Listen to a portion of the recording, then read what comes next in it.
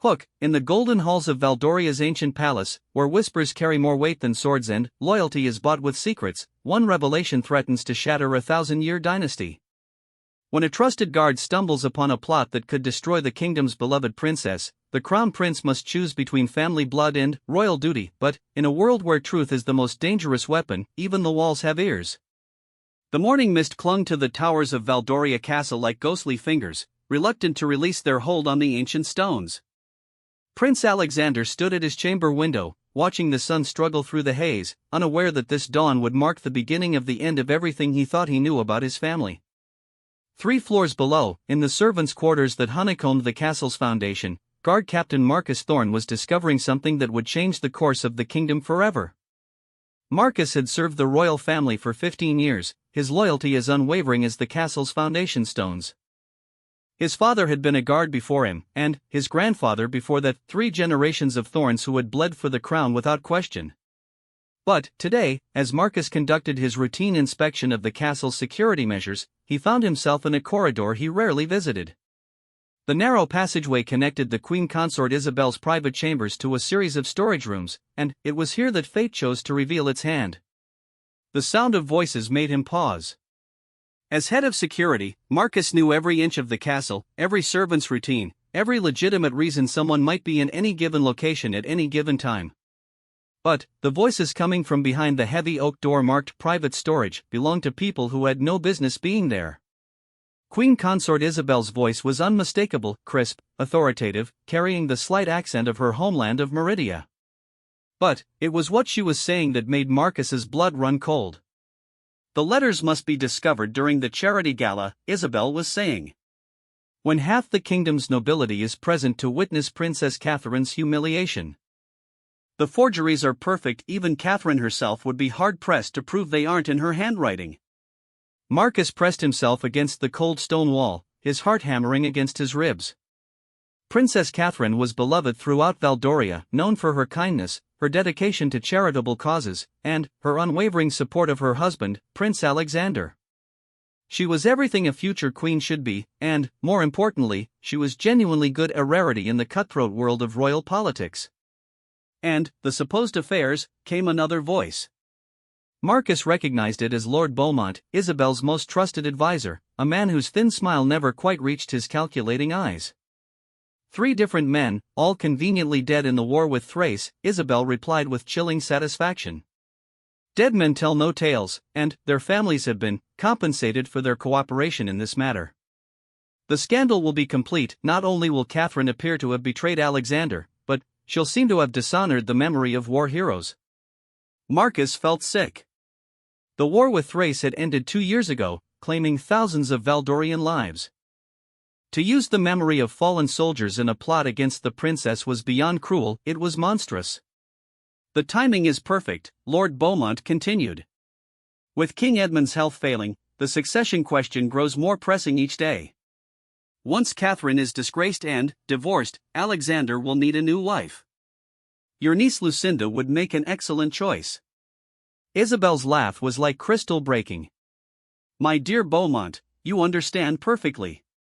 Lucinda has been groomed for this moment her entire life.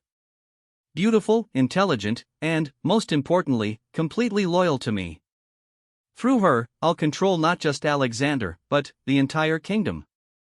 Edmund's days are numbered, and, when Alexander takes the throne, you'll be the power behind the crown, Beaumont finished.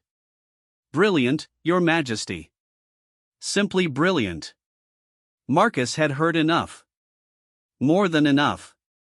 As he turned to leave, his elbow caught the edge of a decorative vase sitting on a narrow shelf. The pottery crashed to the floor, the sound echoing through the stone corridor like thunder. The voices inside the storage room stopped abruptly. What was that? Isabel's voice was sharp with alarm. Marcus ran. His boots pounded against the stone floors as he raced through the castle's maze-like corridors, his mind reeling from what he'd discovered. Behind him, he could hear doors opening, voices calling out, the sound of pursuit beginning. He had to reach Prince Alexander. Had to warn him. But, as he rounded a corner near the main hall, strong hands grabbed him from behind. Lord Beaumont's men. Marcus recognized them as some of the newer guards, men whose loyalty had been bought rather than earned. Let me go. Marcus struggled against their grip. You have to come with us, one of them said coldly. Queen Consort's orders. They dragged him through a side passage Marcus knew led to the castle's dungeons. The irony wasn't lost on him, he was being imprisoned in the very cells he was supposed to guard against intrusion. Meanwhile, in his chambers, Prince Alexander was dressing for the day's state meetings, unaware that his most loyal guard had just discovered a plot that threatened everything he held dear. Alexander was 32, with the kind of strong, honest features that inspired confidence in his people. He had his father's height and, his real mother's, green eyes. Unlike many princes, Alexander had earned his position through merit as well as birth, having served with distinction in the Thrace War and proven himself a capable administrator in peacetime. He was reviewing reports from the kingdom's various provinces when his personal valet, Thomas, entered with the morning's correspondence. Thomas had served Alexander since the prince was a boy, and Alexander trusted him completely. The usual array of invitations and requests, Your Highness, Thomas said, setting down a silver tray filled with letters and documents. Although I notice Captain Thorne hasn't made his morning report yet. That's unusual for him. Alexander looked up, frowning. Marcus was nothing if not punctual. In 15 years of service, the man had never missed a scheduled report. Has anyone seen him this morning? I'll make inquiries, Your Highness. But, before Thomas could leave, there was a sharp knock at the door. Without waiting for permission to enter, Queen Consort Isabel swept into the room, her elegant blue gown rustling against the floor. She was a beautiful woman, there was no denying that, with blonde hair perfectly arranged and blue eyes that could be warm when it served her purposes. She had married King Edmund 5 years ago, after Alexander's mother, Queen Victoria, had died in a riding accident. Alexander, darling, she said, her voice carrying just the right note of maternal concern, I'm afraid I have some rather disturbing news. Alexander set down his papers, studying his stepmother's face. Something in her expression set him on edge, though he couldn't quite identify what it was. What's wrong? It's about Captain Thorne, Isabel said, settling gracefully into one of the chairs facing Alexander's desk. I'm afraid he's been arrested. Arrested? Alexander shot to his feet. On what charges? Theft, I'm afraid. And, possibly treason. Isabel's voice was heavy with what appeared to be genuine regret.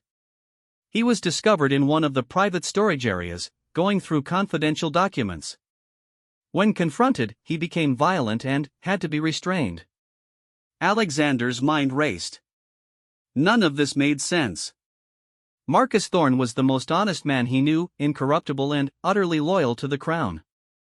The idea of him stealing anything, let alone state documents, was absurd. I want to speak with him, Alexander said firmly. Of course, dear. But perhaps it would be better to wait until after his formal questioning. Lord Beaumont is handling the matter personally. Isabel rose from her chair and moved to stand beside Alexander, placing a gentle hand on his arm. I know this is difficult. Marcus has been with us for so long. But, sometimes the people we trust most are the ones who betray us most deeply. There was something in the way she said it that made Alexander's skin crawl, though he couldn't put his finger on why. I still want to see him. And, you shall, Isabel assured him. But, first, we must consider the security implications. If Marcus was involved in some kind of conspiracy, we need to know the extent of it before we reveal what we know. For the safety of the kingdom. She was making sense, but every instinct Alexander possessed was screaming that something was wrong. However, before he could pursue the matter further, another knock came at the door.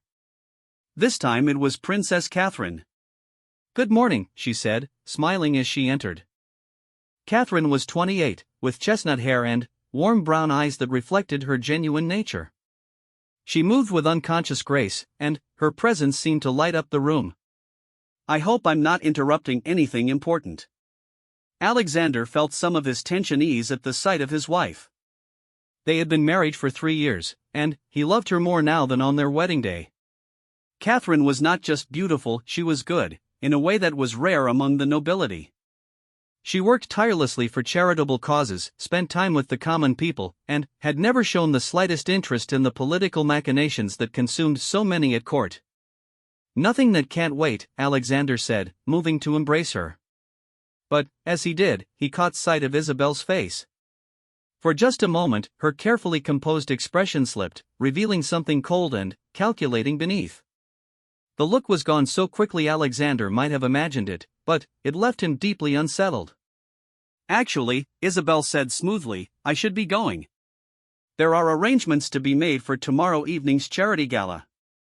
It promises to be quite an eventful evening." After Isabel left, Catherine turned to Alexander with concern. "You look troubled. What's wrong?"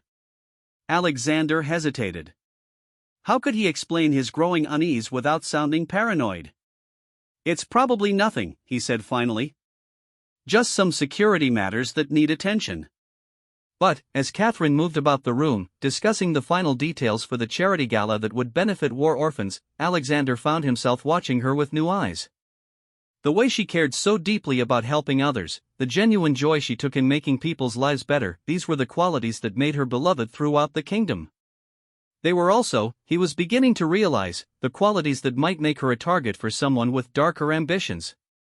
In the dungeons below, Marcus Thorne sat in a dank cell, his head in his hands. He had to find a way to warn Prince Alexander, but the guards outside his cell were loyal to Lord Beaumont, not to him. Time was running out. The charity gala was tomorrow night, and, if Isabel's plan succeeded, Princess Catherine's reputation would be destroyed in front of the entire kingdom's nobility. Marcus had spent his entire adult life protecting the royal family. Now, locked away like a common criminal, he faced the bitter irony that the greatest threat to the crown came not from external enemies, but from within the palace walls themselves. The very woman who should have been Catherine's ally and protector was orchestrating her downfall with surgical precision. As the day wore on and evening approached, Marcus could only pray that someone else would discover the truth before it was too late. Because tomorrow night, at the charity gala, Queen Consort Isabel's plan would reach its climax. And, unless a miracle occurred, Princess Catherine, and, with her, the future of Valdoria itself, would be destroyed. The castle settled into its evening rhythms, servants lighting candles and torches as darkness crept across the kingdom. In the royal quarters, Alexander lay awake beside his sleeping wife, staring at the ceiling and wondering why every instinct he possessed was telling him that something terrible was about to happen.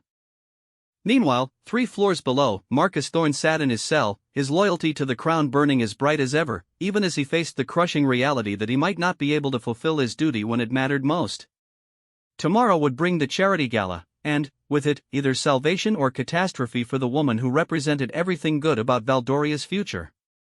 The game was in motion, the players positioned, and the stakes could not have been higher. The next morning brought with it an air of frantic preparation that seemed to pulse through every corner of Valdoria Castle.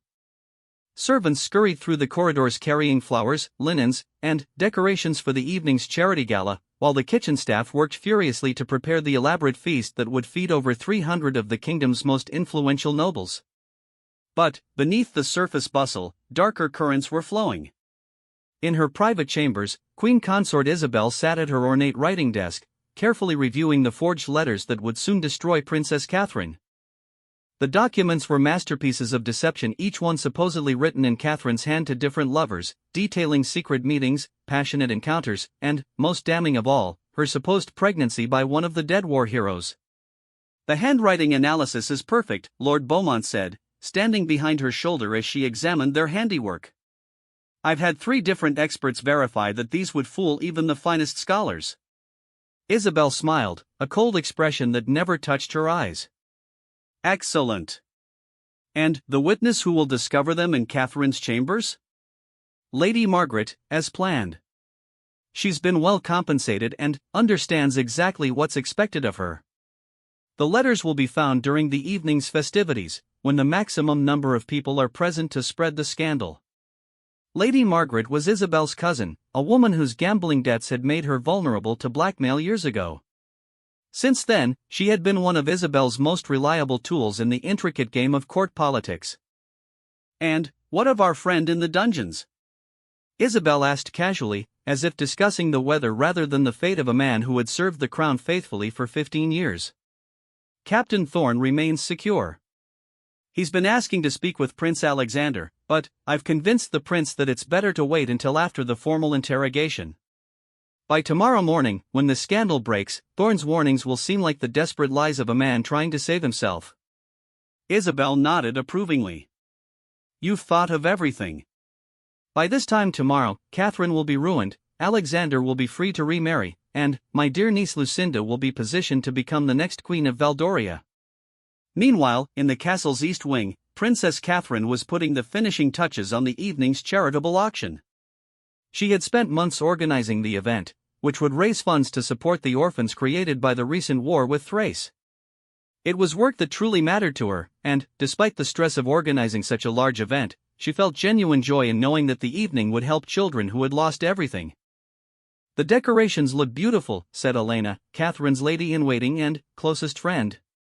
Elena had grown up with Catherine in the neighboring kingdom of Astoria, and had come to Valdoria as part of Catherine's wedding party. More than a servant, she was Catherine's confidant and the one person at court who Catherine trusted completely. I hope so, Catherine replied, adjusting a floral arrangement. These children have been through so much. They deserve something beautiful. Elena watched her mistress work, noting the shadows under her eyes and the slight tremor in her hands. You've been working too hard, my lady. Perhaps you should rest before the evening's festivities. Catherine shook her head. There's too much to do. Besides, I'll have plenty of time to rest after the gala is over. If only she knew how prophetic those words would prove to be. In another part of the castle, Prince Alexander was growing increasingly agitated. His requests to see Marcus Thorne had been politely but firmly denied, and something about the whole situation felt wrong to him. Alexander had learned to trust his instincts during the war with Thrace, where a moment's hesitation could mean the difference between life and death. Now those same instincts were screaming that he was being manipulated. Thomas, he called to his valet, I want you to make some discreet inquiries about Captain Thorne's arrest. Find out exactly what happened, who was there, what evidence was found. Thomas nodded grimly. He had served the royal family long enough to recognize when political games were being played, and he had his own suspicions about the sudden accusations against Marcus Thorne. As the day progressed, the castle transformed into a glittering palace of lights and flowers. The great ballroom, which could comfortably hold 500 people, was decorated with white roses and gold ribbons. Crystal chandeliers sparkled overhead, while tables laden with auction items lined the walls. Everything was perfect, down to the smallest detail. But perfection, as Catherine would soon learn, could be the most dangerous thing of all. As evening fell and guests began to arrive, the atmosphere in the castle grew electric with anticipation. The nobility of Valdoria had turned out in force, along with dignitaries from neighboring kingdoms. They came dressed in their finest clothes, dripping with jewels and carrying themselves with the arrogance that often accompanied great wealth and power. Queen Consort Isabel made her entrance fashionably late, wearing a stunning gown of deep purple silk that emphasized her blonde beauty. She moved through the crowd like a queen already, accepting compliments and making conversation with the ease of someone born to rule. Beside her walked her niece, Lucinda, a young woman of 22 whose beauty was undeniable but somehow cold, like a perfectly carved statue that had never known warmth. Prince Alexander and Princess Catherine entered together, and the assembled crowd erupted in applause. They made a striking couple, Alexander tall and handsome in his military dress uniform, Catherine radiant in a gown of emerald green that brought out the color of her eyes. They moved through the crowd together, greeting guests and accepting congratulations on the evening's successful organization. But even as they smiled and laughed with their guests, darker forces were moving behind the scenes. In a small antechamber off the main ballroom, Lady Margaret waited nervously for her cue. In her hands, she held the forged letters that would destroy Catherine's reputation and, with it, her marriage and her future. Margaret's palms were sweating despite the coolness of the evening, and she found herself wondering if the money Isabel had paid her was worth the destruction of an innocent woman's life. But her gambling debts were crushing, and her husband would divorce her if he learned the full extent of her losses. She had no choice but to play her part in Isabel's deadly game. The evening progressed beautifully. The auction was a tremendous success, raising more money for the war orphans than Catherine had dared to hope. She stood at the front of the ballroom, thanking the assembled guests for their generosity, her face glowing with genuine happiness at the good that was being accomplished. "Tonight," she said, her clear voice carrying to every corner of the vast room, "we have shown that the nobility of Valdoria cares not just for our own comfort, but for the welfare of all our people, especially those who have suffered the greatest losses. The children who will benefit from your generosity tonight will remember this kindness for the rest of their lives." The crowd applauded enthusiastically, and, for a moment, Catherine allowed herself to believe that all was right with the world. But, in the shadows at the edge of the ballroom, Isabel caught Lady Margaret's eye and gave an almost imperceptible nod. It was time. Lady Margaret slipped out of the ballroom, making her way toward the royal family's private quarters. The plan was simple: she would plant the forged letters in Catherine's chambers, then discover them and raise an alarm.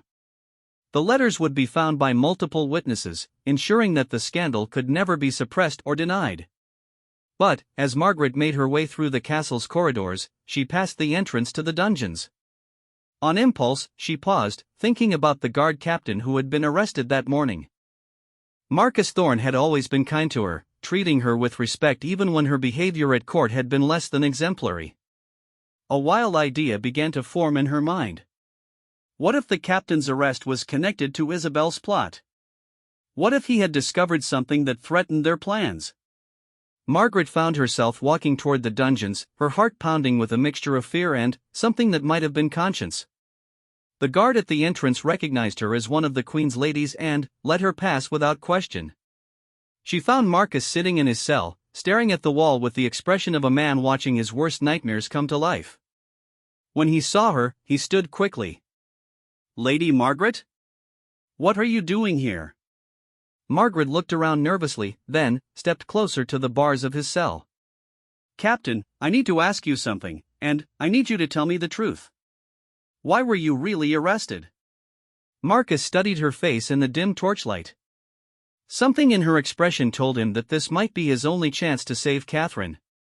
"I overheard Queen Consort Isabel planning to frame Princess Catherine with forged love letters. They mean to destroy her reputation tonight, during the gala." Margaret felt the blood drain from her face. She reached into her bodice and pulled out the letters she was supposed to plant in Catherine's chambers. "You mean these letters?" Marcus's eyes widened as he recognized the documents he had seen Isabel discussing earlier. "Those are the forgeries." "Margaret, you have to help me stop this." "Princess Catherine is innocent. This is all part of Isabel's plan to put her own niece on the throne." For a long moment, Margaret stood frozen, the weight of the choice before her crushing down on her shoulders. She could follow Isabel's orders, destroy an innocent woman, and secure her own financial future. Or she could do what was right and risk everything she had left. In the end, the decision was easier than she had expected. "Guard," she called to the man at the entrance to the dungeons. "Fetch Prince Alexander immediately. Tell him Lady Margaret has urgent news about Captain Thorne that cannot wait." Back in the ballroom, the evening's festivities continued, but Alexander noticed Margaret's absence from the crowd. When the guard arrived with her message, something cold settled in his stomach. Without explanation to the puzzled guests, he left the ballroom and made his way quickly to the dungeons. What he found there would change everything he thought he knew about his family, his marriage, and the woman he had trusted as a mother. Margaret stood outside Marcus's cell, tears streaming down her face as she held the forged letters that would have destroyed Catherine. The truth was finally coming to light, but the question remained whether it was too late to stop the devastating consequences that Isabel had set in motion. The real battle for Valdoria's future was about to begin. Prince Alexander stared at the forged letters in his hands, his face growing paler with each damning line. The handwriting was indeed perfectly mimicked, so expertly crafted that even he might have believed them genuine if he hadn't heard the truth from Marcus and Lady Margaret. The content was devastating: intimate details of supposed affairs, references to secret meetings, and, most damaging of all, hints at a pregnancy that would call into question any future heir's legitimacy. "How long has this been planned?" Alexander asked, his voice tight with controlled fury. Marcus gripped the bars of his cell, his knuckles white. From what I overheard, Your Highness, this has been in preparation for months. The Queen Consort spoke of timing it perfectly with your father's failing health and the succession question. Lady Margaret, who had been sobbing quietly since her confession, managed to compose herself enough to speak. She said that once Catherine was disgraced, you would need a new wife. Her niece Lucinda has been groomed for this moment. Alexander felt sick. The woman he had trusted, the woman his father had married believing she would bring stability to the kingdom after his beloved first wife's death, had been orchestrating the destruction of everything he held dear. Worse still, she had been using his father's affection and trust to position herself as the true power behind the throne. We have to get back to the ballroom, Alexander said urgently. If this was time for tonight's gala, the plan may already be in motion. But, even as he spoke, they could hear commotion coming from the upper levels of the castle. Voices were raised, and there was the sound of running footsteps. Alexander's blood ran cold. It's too late, Margaret whispered. Someone else must have planted the letters. The discovery has already been made. Alexander turned to the guard who had been standing in stunned silence throughout the revelations. Release Captain Thorne immediately. Then, gather every loyal man you can find. We may have to fight our way through the castle. As Marcus emerged from his cell, he could see the determination hardening in Alexander's features. The prince was transforming before their eyes from a nobleman attending a social gathering into a military commander preparing for battle. This was the man who had led troops against the Thracian army, who had earned his soldiers' loyalty through courage and decisive action. Your Highness, Marcus said as they hurried through the castle's corridors, there's something else you need to know. Lord Beaumont mentioned that some of the newer guards have been bought. We can't trust everyone in the castle. This added another layer of danger to an already desperate situation. As they climbed the stone steps toward the main level, they could hear the chaos growing louder. Voices were shouting, and there was the unmistakable sound of a crowd in an uproar. When they reached the level of the royal chambers, they found a crowd gathered outside Catherine's rooms. Through the mass of people, Alexander could see Lord Beaumont holding up documents, the forged letters, while several noble ladies wailed dramatically about the scandal. The performance was masterfully orchestrated, designed to ensure maximum impact and leave no room for doubt in anyone's mind. Discovered hidden in Her Highness's private writing desk, Beaumont was saying, his voice carrying clearly over the crowd. The evidence is irrefutable. 3 different lovers, all war heroes who died serving the kingdom, their honor besmirched by this betrayal. Alexander pushed through the crowd, his jaw set with determination. When the assembled nobles saw him approaching, a hush fell over the gathering. This was the moment everyone had been dreading, the confrontation between the prince and the evidence of his wife's supposed infidelity. Lord Beaumont, Alexander said, his voice carrying the authority of royal command, I'll take custody of those documents. Beaumont's eyes flickered with something that might have been nervousness, but his voice remained steady. Of course, Your Highness. Though I must warn you, the content is quite disturbing. As Beaumont handed over the letters, Alexander made a show of examining them, allowing the crowd to see his supposed shock and dismay. But, instead of the devastated husband they expected, Alexander's expression grew cold with controlled anger. These are forgeries, he announced, his voice ringing through the corridor. A gasp went up from the crowd. Beaumont's carefully composed expression slipped for just a moment before he recovered.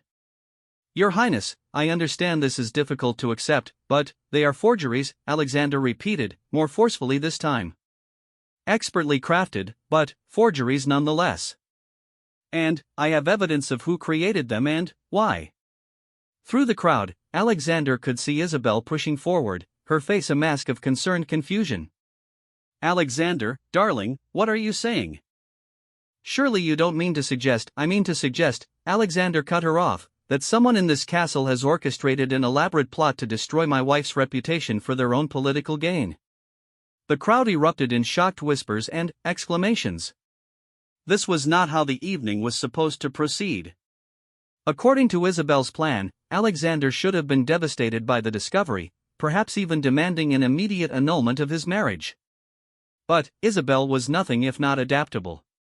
She stepped forward, placing a gentle hand on Alexander's arm.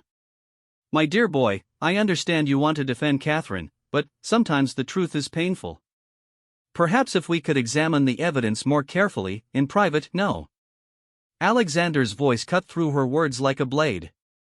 We'll examine the evidence here, in front of everyone who witnessed the accusation. Captain Thorne, please step forward. Marcus emerged from the back of the crowd, and another gasp went up from the assembled nobles. Everyone knew he had been arrested that morning, and his presence at this moment was completely unexpected. Captain Thorne was imprisoned this morning, Alexander announced, after he discovered Queen Consort Isabel and Lord Beaumont discussing their plan to forge these letters and destroy Princess Catherine's reputation. The crowd exploded into chaos. Nobles shouted questions, accusations, and denials. Several of Beaumont's bodyguards moved forward, hands on their sword hilts, but Marcus's loyal men were already positioning themselves strategically throughout the crowd. Isabel's mask finally slipped completely. You have no proof of these wild accusations, she said, her voice no longer carrying the warm maternal tone she usually employed. The word of a guard accused of treason hardly constitutes evidence. Actually, said a new voice from the edge of the crowd, we have quite substantial proof. Everyone turned to see Princess Catherine emerging from her chambers, flanked by Elena and several other ladies of the court. But it was what Catherine held in her hands that made Isabel's face go white with shock. You see, Catherine said, her voice clear and strong despite the chaos around her, when Elena came to warn me about the commotion, I decided to search my own chambers to see what might have been planted there. And I found quite a few interesting items. She held up a small leather pouch. Hidden beneath my writing desk, I discovered these, the tools used to practice forging my handwriting. Complete with sample letters in various stages of completion. Alexander felt a surge of pride in his wife's quick thinking. While everyone had been focused on the dramatic revelation in the corridor, Catherine had been conducting her own investigation. I also found this, Catherine continued, producing a document from the folds of her gown. A letter in Queen Consort Isabel's own hand, detailing the timeline for this evening's events.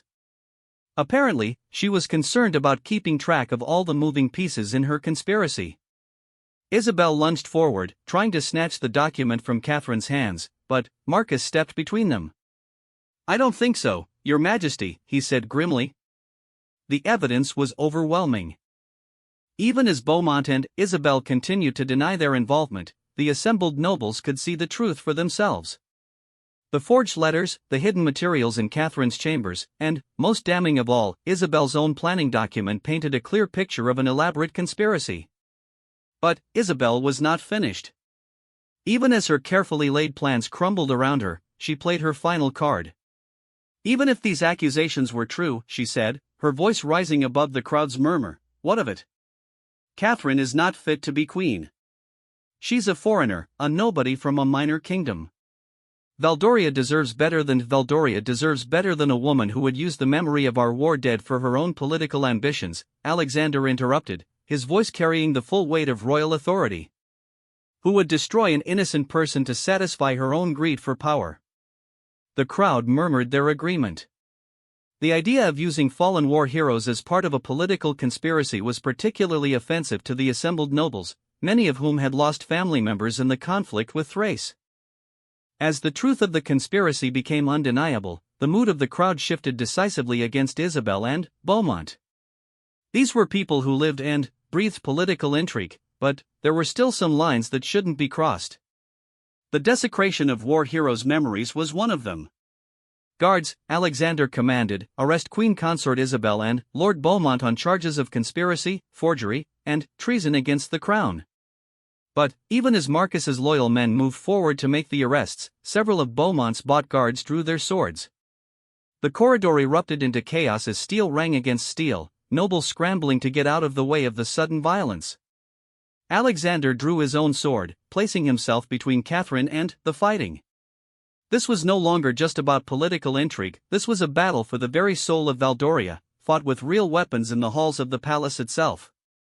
The clash of steel echoed through the ancient stones of the castle as the true battle for Valdoria's future began.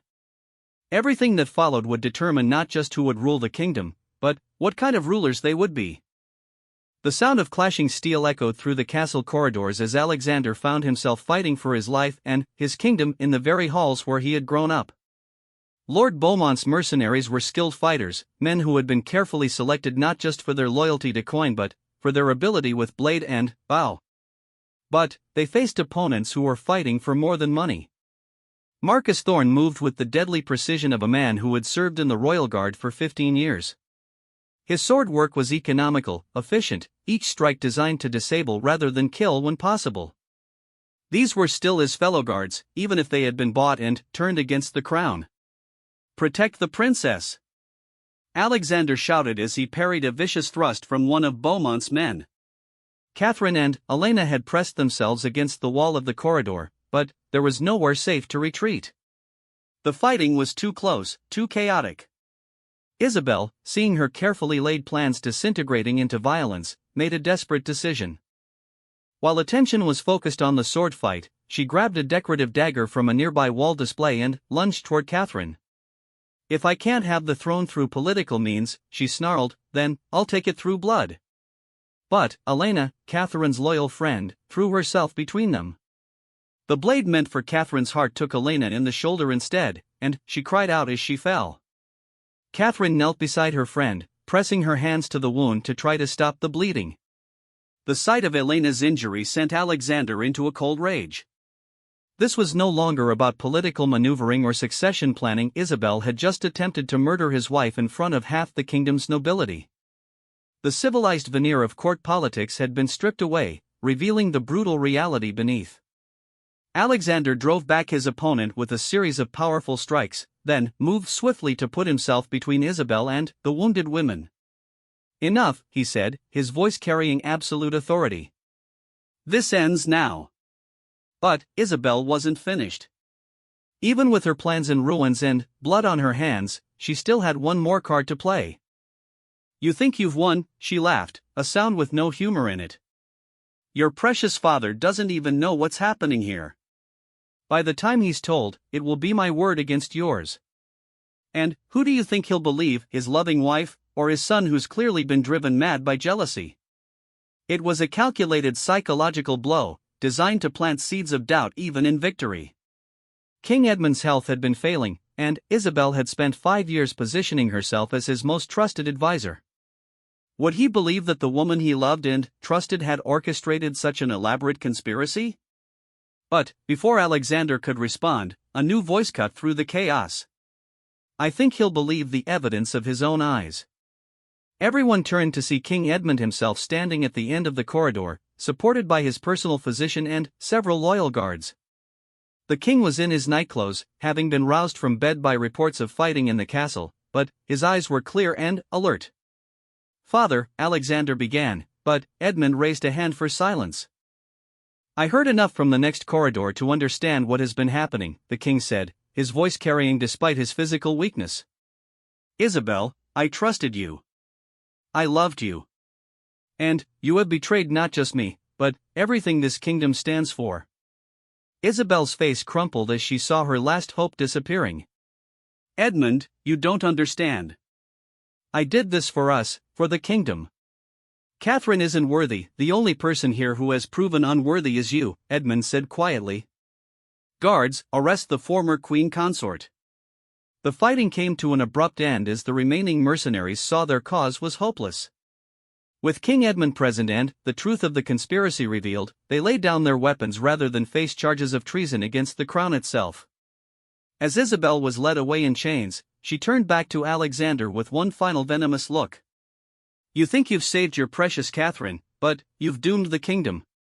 She'll never be strong enough for what's coming. When the next crisis hits Valdoria, you'll wish you had a real queen by your side." It was a parting shot designed to plant seeds of doubt, but Alexander barely heard it. He was already kneeling beside Catherine and the wounded Elena, his concern focused entirely on the immediate crisis rather than Isabel's dire predictions.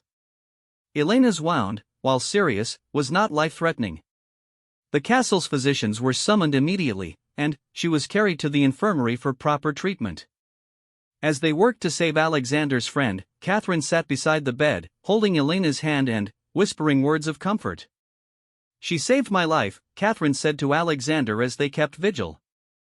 If Elena hadn't thrown herself between us. Alexander took his wife's free hand in his own. Elena's sacrifice won't be forgotten. But, Catherine, we need to talk about what Isabel said. About you not being strong enough for what's coming. Catherine looked up at him with eyes that held a strength he had always admired but, perhaps never fully appreciated. Do you think she was right? Alexander considered his answer carefully. I think, he said slowly, that you've just survived an attempt on your life with grace and courage. I think you organized tonight's charity gala that raised a fortune for war orphans while someone was plotting your destruction. And, I think when the crisis came, you didn't panic or flee, you investigated, found evidence, and helped expose the truth. He squeezed her hand gently. If that's not the behavior of a queen, I don't know what is. Over the following days, the full extent of Isabel's conspiracy was revealed. Lord Beaumont, faced with overwhelming evidence and the prospect of execution for treason, provided a complete confession in exchange for exile rather than death. The network of bribed guards and corrupt nobles was systematically exposed and dealt with according to the law. Lady Margaret, whose last-minute change of conscience had been crucial in exposing the plot, was pardoned for her role in the conspiracy. Her gambling debts were paid from the royal treasury, and she was given a position in the court that would keep her away from future temptations while allowing her to rebuild her reputation through service. The forged letters were publicly burned in the castle's great courtyard, with much of the kingdom's nobility present to witness the destruction of the lies that had nearly destroyed their future queen.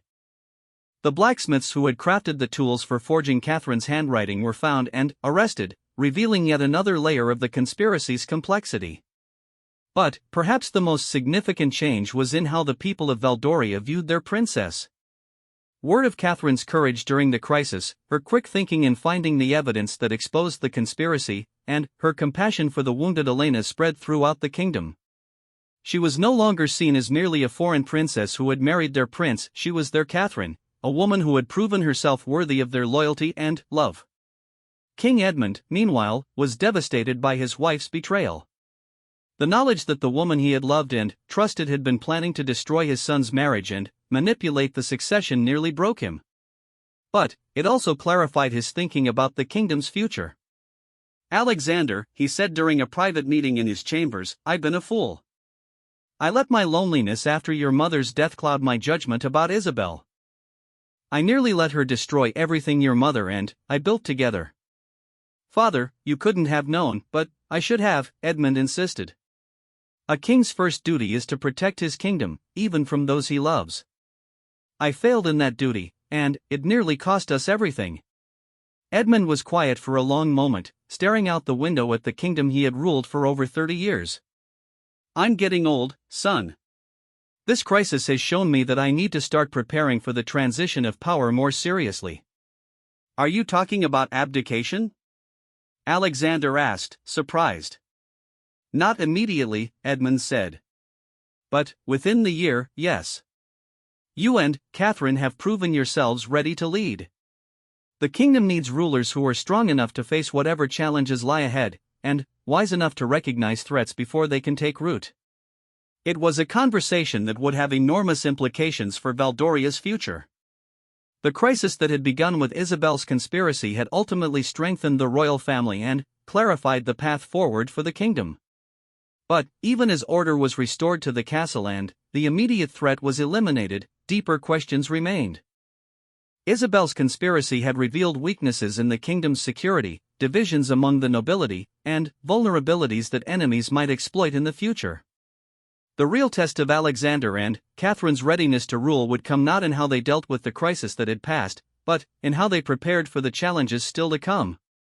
Because in a world where political intrigue was as common as breathing, one defeated conspiracy simply made room for the next threat to emerge. The battle for Valdoria's soul had been won, but the war for its future was just beginning.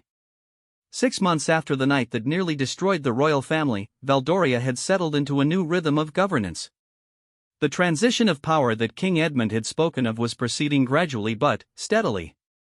Alexander had begun taking on more of the day-to-day responsibilities of ruling, while Catherine had thrown herself into diplomatic relations with neighboring kingdoms and social reforms that addressed the underlying causes of discontent among the people. The castle itself bore subtle scars from the conspiracy. Security had been completely reorganized under Marcus Thorne's direction, with new protocols for vetting guards and servants. Trust, once broken, was not easily repaired, and everyone who worked within the castle walls understood that their loyalty would be tested more rigorously than ever before. Elena had recovered fully from her wound and had been elevated to the position of chief lady-in-waiting, a role that recognized both her loyalty and her proven courage. She now served not just as Catherine's personal attendant but as a key advisor on matters of court security and protocol. On a crisp autumn morning, as golden leaves drifted past the castle windows, Alexander and Catherine were reviewing reports in the royal study when Marcus Thorne requested an urgent audience. "Your Highnesses," Marcus said as he entered, his expression serious, "we've received intelligence that concerns me greatly. Our agents in the capital cities of neighboring kingdoms report unusual activity." Alexander looked up from the trade agreements he had been reviewing. "What kind of activity?" "Diplomatic meetings, Your Highness. Representatives from Thrace, Meridia, and the northern kingdoms have been holding secret conferences. Our sources suggest they're discussing the recent changes in Valdoria's leadership structure." Catherine felt a chill that had nothing to do with the autumn air. "They're questioning the legitimacy of the succession?" "More than that," Marcus replied grimly. "They appear to be coordinating some kind of response to what they're calling the Valdorian crisis. There's talk of economic sanctions, disputed trade routes, and, in the worst case, military intervention to restore stability." It was exactly what Isabel had predicted in her final, venomous words. The conspiracy had been defeated, but it had also revealed to the world that Valdoria's royal family was vulnerable to internal threats. Now their enemies were circling, sensing weakness.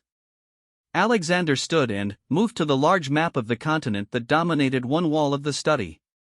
"Show me what we know about their military positions." Marcus pointed to various locations on the map. "Thrace has been moving troops closer to our eastern border, ostensibly for training exercises. The northern kingdoms have increased naval patrols in waters that border our trade routes. And Meridia, Isabel's homeland, has been the most vocal in questioning the legitimacy of our current government." "They're testing us," Catherine said quietly. "Waiting to see how we respond to pressure." "The question," Alexander said, studying the map, "is whether they're serious about military action, or if this is all diplomatic posturing designed to extract concessions from us." Over the next few days, the intelligence reports grew more concerning. Trade caravans bound for Valdoria were being delayed at border crossings. Diplomatic communications were growing increasingly formal and cold. Most troubling of all, there were reports of refugees from other kingdoms being turned away at borders and directed toward Valdoria, a clear attempt to strain the kingdom's resources. King Edmund, despite his failing health, remained involved in the crisis planning. "This is my fault," he said during a strategy meeting with Alexander, Catherine, and the kingdom's senior advisors. "My marriage to Isabel was seen as an alliance with Meridia.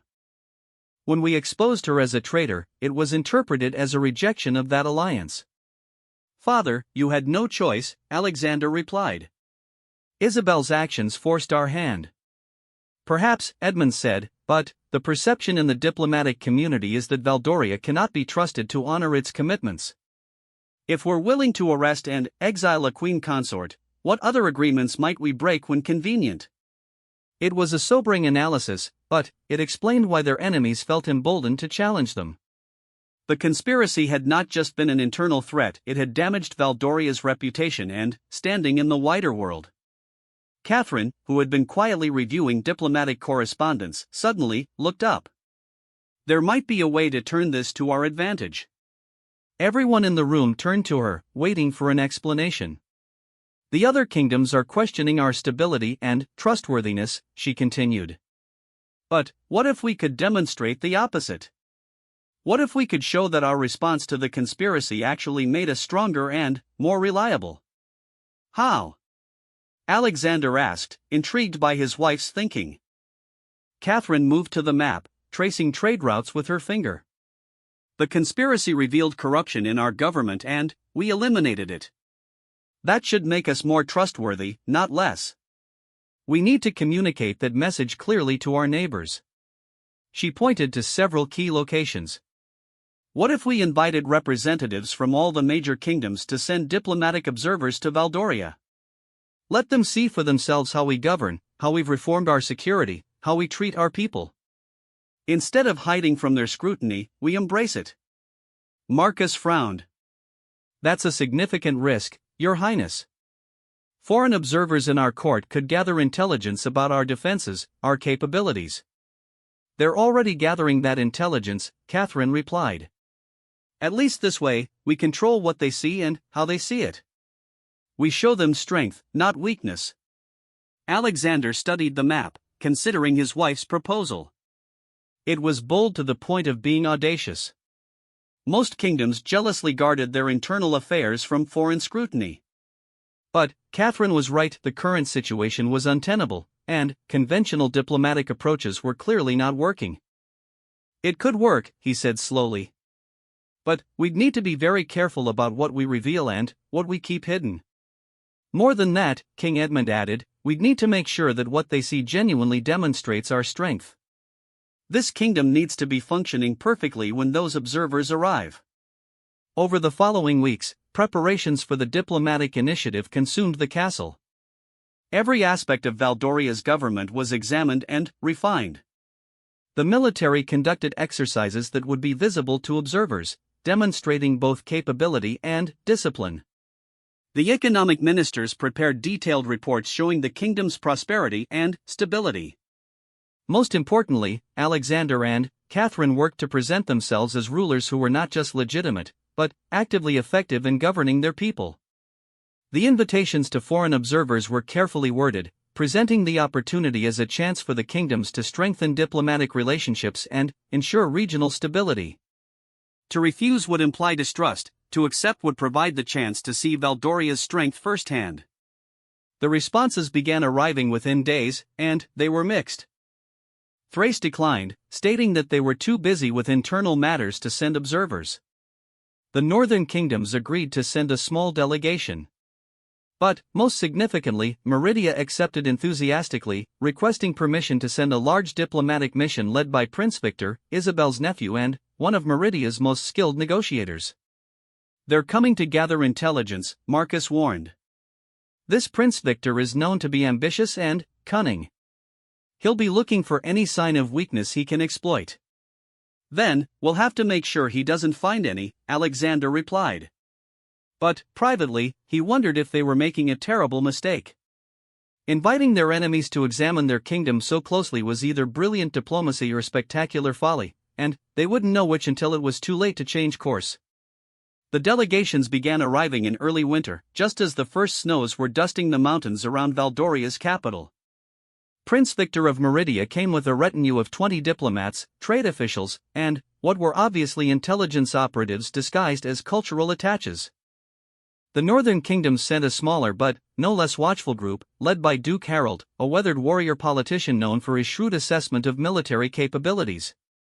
The first formal dinner was a delicate affair, with every word and gesture carefully calculated. Prince Victor was indeed everything his reputation suggested: intelligent, charming, and utterly ruthless in his pursuit of advantage. He complimented Catherine on her beauty while his eyes assessed every detail of the royal family's interactions, looking for signs of discord or weakness. Your Highness, Victor said to Alexander during the meal, we were all quite shocked to hear about the recent difficulties with your stepmother.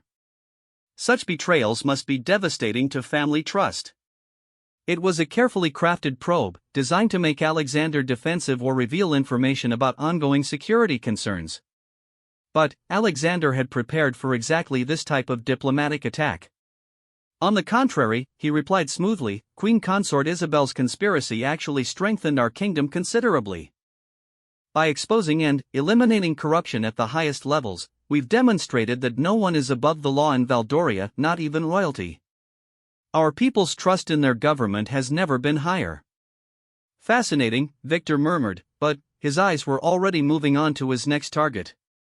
And, Princess Catherine, How are you finding the transition to your increased responsibilities? Managing a kingdom while dealing with such personal attacks must be quite challenging. Catherine met his gaze steadily. I've found that facing challenges directly is always preferable to avoiding them. The conspiracy taught me that threats to the kingdom can come from anywhere, which has made me a more vigilant and effective leader. The diplomatic dance continued throughout the evening, with probes and deflections, subtle threats disguised as compliments, and careful assessments of strength and weakness on all sides. But, as the evening progressed, it became clear that the visitors were not seeing what they had expected. Instead of a kingdom weakened by internal strife, they found a government that had been strengthened by adversity.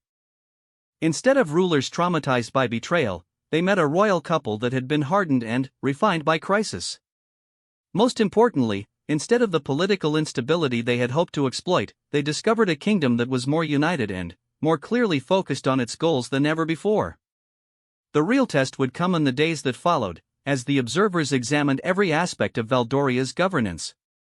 But the first evening had established the tone that would define the entire diplomatic initiative. Catherine's gamble was beginning to pay off, but the final outcome would determine not just Valdoria's immediate security, but its place in the complex web of alliances and rivalries that defined the political landscape of the continent. The kingdom's future now rested on their ability to prove that they were not just survivors of conspiracy and betrayal, but leaders who had been made stronger by overcoming them. In a world where perception was often more important than reality, the performance of the next few days would determine whether Valdoria emerged from this crisis stronger than ever, or found itself isolated and vulnerable to future threats. As snow continued to fall outside the castle windows, the real battle for Valdoria's future was about to begin, fought not with swords and armies, but with words, impressions, and the careful management of truth and deception that defined high-level diplomacy. The stakes could not have been higher, and there would be no second chances.